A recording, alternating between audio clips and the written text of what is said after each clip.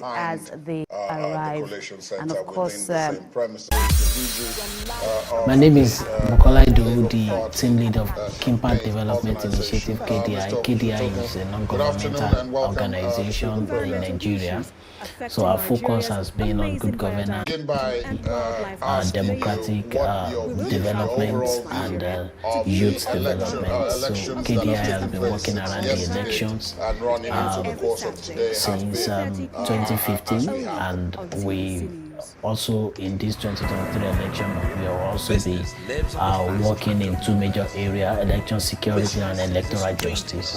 Well, I think our pre-election assessment of the election, we look at like four major areas. Number one is the election statistics. Number two is what that is to say, what is the statistics saying about the election and what we should be looking at. Number two is the preparation of INEC and then preparation of the political party, and then we also look at the things we have also discovered and that we have put out there is that we need to understand that this election is going to be conducted basically with a higher number of voter registered this time around, and the highest in Nigeria since we've been having an election in Nigeria. So we are going into the election with 93 million. So what this means is that if we are able to get, and again we are waiting for INEC to release the data of PVC collected. So if we are able to get 50% of the PVC collected and 50% of that number to come out, that would be a huge number that will be that will turn out for this election. So the question is, how prepared is INEC for that number of voters? How prepared is the security agencies for that number of voters that will be participating in the election? Again, the statistic is also saying that we have added new polling units, like about 56,000, so making the total polling unit in Nigeria to be 176,846.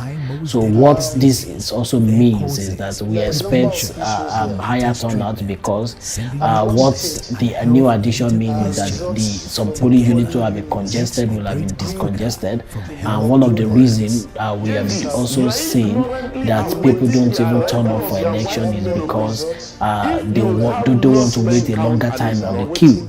So if we have a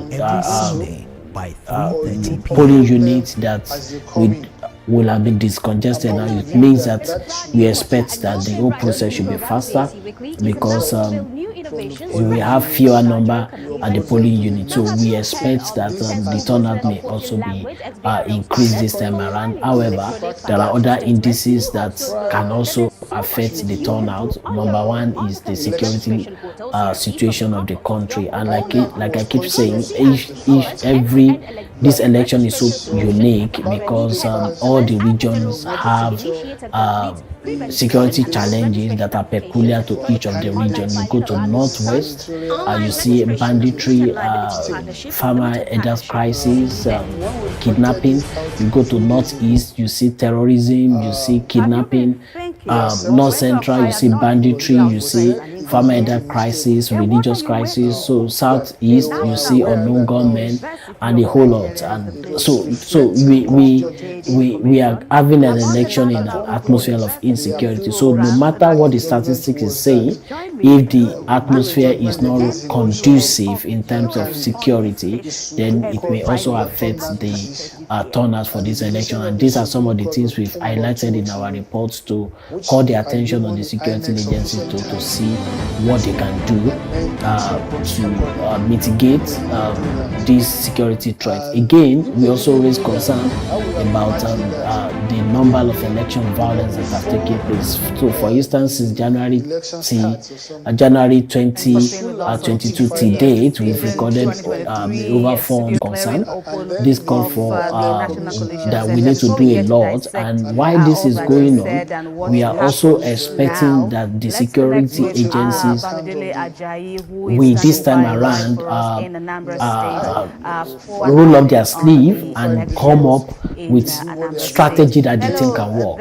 Most especially, how are they going to tame the wave of violence on election day and post-election day? So these are the challenges, and I keep saying it. Nigeria have security agencies that are battling with insecurity, and now, as in the next 15 days, they have responsibility to also secure the election. So you secure this nation, you secure the election, and this is a tax before already stressed in new strategy to combat whatever challenge that might come security-wise in this election. And again, for us, they are also concerned that election is possible. Election may not hold in some places in this country because of insecurity. And if that is going to happen, we expect INEC to start having this conversation now, and then to start looking at the numbers we have in those particular places.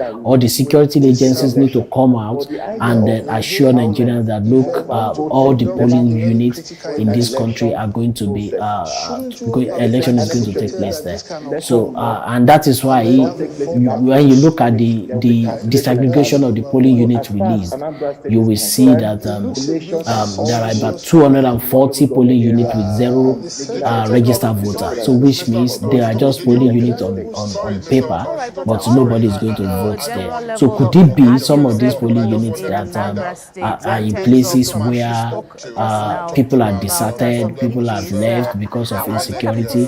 So we need serious strategic communication from INEC and the security agencies to address this. And we are saying this because at some point this can become potential litigation. And by that I mean somebody can still go to court and say, look, if you have conducted an election in this number of polling units, which happens to be my stronghold, I will have won, or I will have closed the margin of lead. So in order to put ourselves in unnecessary litigation and then giving more access for the judiciary to begin to decide election matters. So I think INEC and the security agencies need to come out and do something now. And another thing we've been able to raise from this our report is the aspect of the preparation of INEC. So how prepared is INEC in terms of logistic deployment for this election? INEC has come out to announce that they need 100,000 vehicles and close to 100,000 vehicles, and they're close to 400 boats, and that is aside bicycle and motorcycle. So how are they going to get how ready are these materials and vehicles? And for the election logistic is another thing, and we need to get it right this time around, because this will be the 7th election we have been conducting since we returned to democracy. So we expected the election to be each free and fair.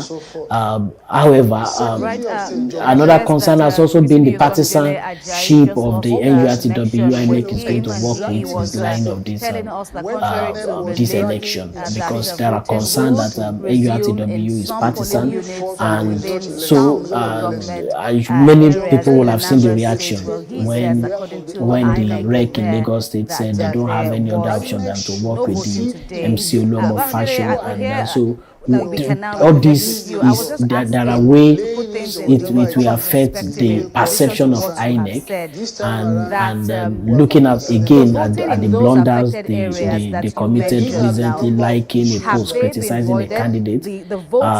So it is really putting a lot of perception issue around INEC. So which means they also have a burden on their neck and on their shoulder as they go into this election. So they have to see whatever they do now to stay neutral. So how prepared is INEC? Logistic, I want to say they are preparing, but it has not yet been 100% preparation.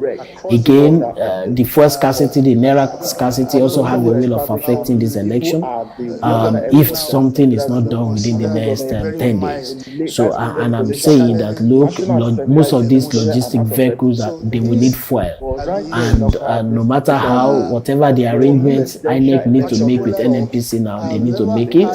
And then again, some of the people, the adult staff, the policemen, the security agencies that will work on this election. Most times, these are people that also rely on cash, to eat, to transact on election day. So this may also have a way of affecting. Or you see some of the drivers coming back to say, hey, you need to increase our money.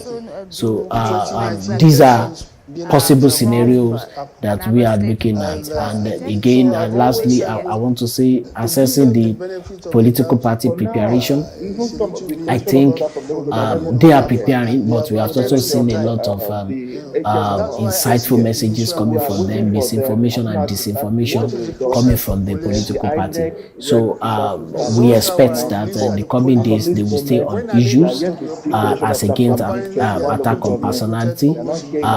Again, we also expect them probably they need to have another open peace accord signing, and this time around we feel should focus on accepting the result of the election. So the peace accord they signed the last time was especially focused on they are going to conduct their campaign without attack on personality, and then they are going to stay on issues. But this time around we want to see a call that we bring commitment out to say, look, whatever the case, whatever we have in this election, I will abide by it, and at the same time I won't allow my followers to cause and start violence. So we need to see this kind of commitment. So all in all, we feel the election, for us, we believe the election is going to hold, but we need to tighten some of the loose ends, cross the T's and dot the I's as we approach this election, because Nigerians are not likely going to entertain any excuse for shifting in the election, most especially if some of those, if the reason is attached to election logistics. Begin now to dissect some of the takeaways of the INEC chairman, Professor Makosi Yakubu. With me in the studio now is Fumi Komolafe, a journalist today. It's good to see you again. Welcome, and let me just say thank you. Thank you for being there. Good afternoon. So INEC has spoken yet again, where he says, and I'm sure you agree, that we are also... Well, I think now INEC has been able to test beavers in all the regions of this country now, because don't forget, in the country, so that was an opportunity for them to also monitor and observe the whole process, which we've seen that an average time it takes happen is just 3 minutes on average. So what it means is that that is good, why we commend that, but the difference between some of the adult staff that will work on election day and actually the one for the election time, you are likely going to face a lot of pressure. So how the adult staff reacts to this pressure, ability to absorb it, and then at the same time have be in control of the technology is another thing. So also looking at what's happening in Osun, two things I'd like to bring out from there. Or three, I want to say, number one, INEC should make sure that all the beavers have a perfect synchronization with the server this time around, so that we don't have issues around overvoting. As we have it, and as the tribunal just ruled in the case of Osun, of course.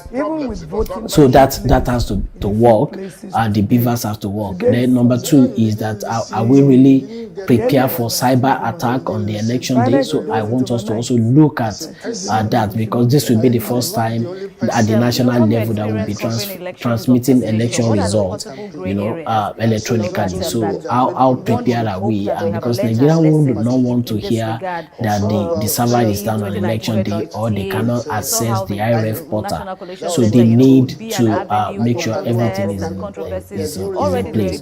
So the beavers, we expect the beavers to work perfectly well. At the same time, one area I think people need to focus their attention on now, that the politician may likely begin to use that as a bait, is that people need to monitor that the beavers truly accredit people before they go to vote, because overvoting in this election, according to the new electoral act, says that when the number of vote cast is more than the number of accredited voter. You know, initially 2019 it is when the vote cast is more than the number of registered voter, but this time around it is accredited voter. So and which means it is possible for somebody not to be accredited over voting in the strong goal of an opponent. So all they need to do is to connive with the ad hoc staff and say, look, we are sending 5 people, please let them just vote. They don't need to accredit, and then there will be a pretense as if you are accrediting with beavers, and the people will not accredit, and then you give them ballot paper to go and vote. So the citizens need to really look, make sure the beavers accredit before people go and vote, so that we don't have a lot of polling units that eventually they will say they want to cancel because of overvoting in this election. But I think something needs to be done, and the people need to be trained, and then also make sure that there is a perfect synchronization between the beavers and the Sabbath. Organizationally, we are contracted. It shows that there are lesser either A or B. now we are 3-4. How is that possible? The data from INEC shows that in 2019 the number of young people 18 to 34 that was in the register was around 42 million, and then now it has reduced to like about 37 million. So one of the things we are querying is that INEC need to come out and tell us, is it that you migrate every 35 to the next phase, and or what exactly happened? Because we also understand that the people that registered, in the new CVR, and they have completed their online registration, and that the system cleaned up, then we have like about 9 million. And then out of the 9 million, 70% of them are young people. So when you add that to 37 or to what we have, disaggregation, young people, middle age, and then older people, number alone that got reduced. And then so this is something we need to thoroughly interrogate. So if you migrate people who have clocked 35 and they migrate them to the other, how many are the numbers that was migrated? Because when you look at the addition, something is not tallying, and it's not really good, and that's also called to question the integrity of the register we are going to conduct the election with. So we need INEC we need a register with that is free, fair, and that carries in a lot with it integrity, so that we can know that we have a clean register, and nobody will be able to dispute. If your expectation is that have you personally been the leader of your campaign, as you said, the chief executive of the campaign? I think on the security, one of the things we have also seen is that we have more electoral violence in the southern part of Nigeria than in the northern part. Just few occasions, maybe just like in 2011, you have more post-election in the northern part, election violence in the northern part than in the southern part. Even in 2019, don't forget that a federal House of Rep member was killed in Ibadan in that election. And so what am I trying to say is that more violence in terms of banditry, in terms of farmers' crisis, in terms of terrorism, we have seen that in the north, and then you see lesser in the south. So one thing that is telling us is that the southern people, almost all the states in the southern part of the country, for us, we have raised an alert that look, most of the states are at risk of violence, and don't also forget that you in the southern part of the country you have a running mate, vice presidential candidate, and then you have NNPP vice presidential candidate. All the three are from the south. southern part of the country. So what that means again is that, look, you have representation in that particular region, and but what we have seen now is that in violence. Why we are saying that again?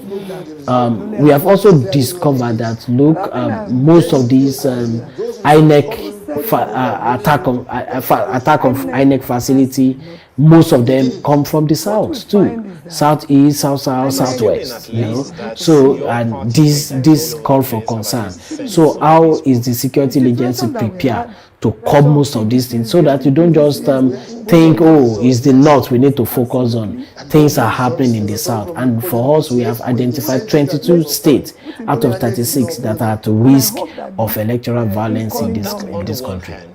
Well, so we like I said, we have seen 26 violence in the southwest. We've identified Oyo, Lagos, and Ekiti and Osun. And again, you have also seen in the south, you've seen places like Bayelsa, places like Rivers, and places like Akwa Ibom, and then at high risk, and that we have also identified in our those seen is that all the states on the north central are also at high risk of violence, because and north central is so peculiar because that is the only region where you don't have a strong candidate or their running mate coming from. You know, Atiku of PDP is from northwest, Shetima of APC is from northeast rather. Atiku of PDP is from northeast, Shetima is from northeast, NMPP candidate Kwakwanzo and Obi's running mate, which is Dati, they are from the northwest. And then you see Obi from the southeast, and then you see Okowa from the north, from the south, and then you also